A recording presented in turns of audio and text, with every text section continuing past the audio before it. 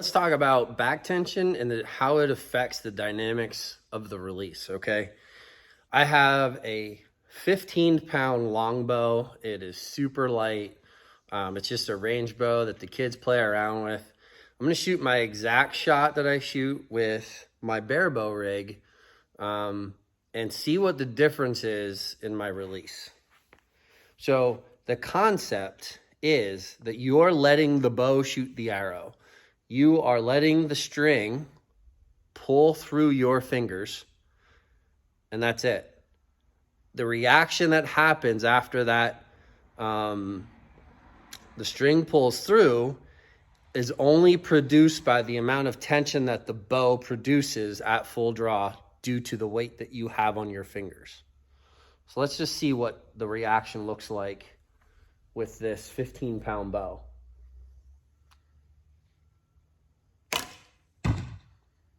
I mean, my hand barely moved.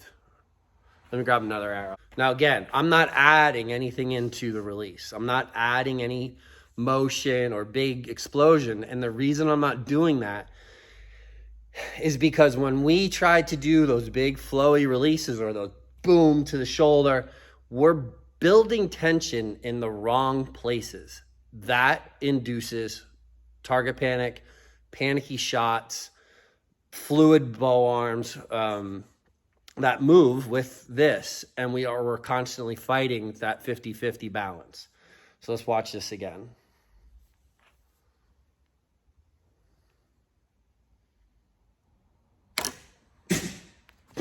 But the arrow didn't even make it to the target. I just aimed in the middle of the bail. The hand barely moves off because it's 15 pounds. So let's shoot a barebow rig. So we're going to shoot my 2020 Hoyt Exceed. This is my 27-inch Exceed with extra long limbs, 42 pounds on the fingers.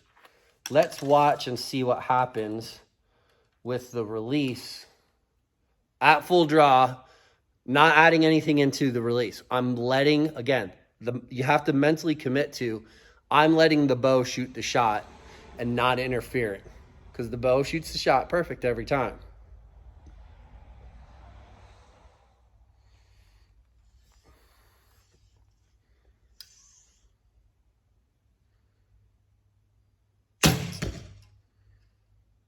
Bow arm doesn't move.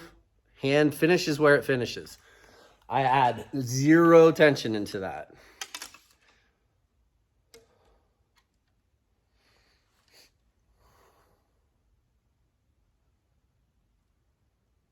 Do it again.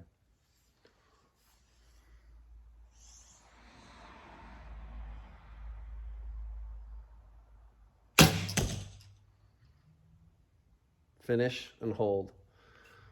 Reflecting on that shot. How does it feel? The concept or the idea that goes along with shooting and taking the tension out of the shot is what saves you in those moments of high personal value. The reason that it saves you and the reason that it helps you is because if the tension isn't there, it can't be exasperated under pressure.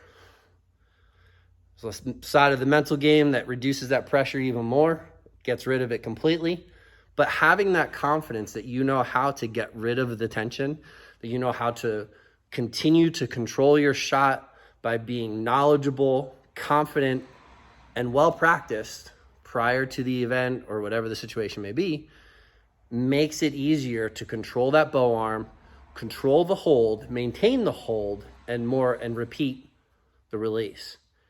The cool thing about it is that when we do get maybe a little panicky, but we've trained ourselves that our bow arm just stays, we open our fingers as the release happens, and we just hold our bow arm and let the bow do what the bow does.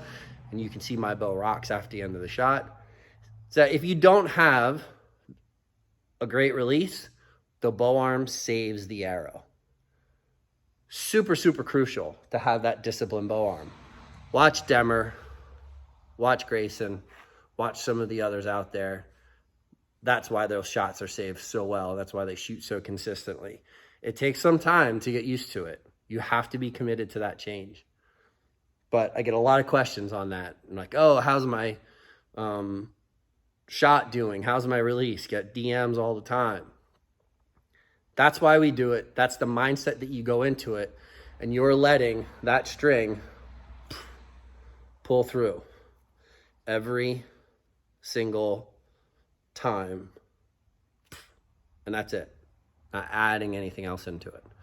I hope this helps you out, man. Make sure you go to the Bearable Project YouTube page, subscribe to that page. Shoot straight out there. If you're not shooting straight, you better shoot often.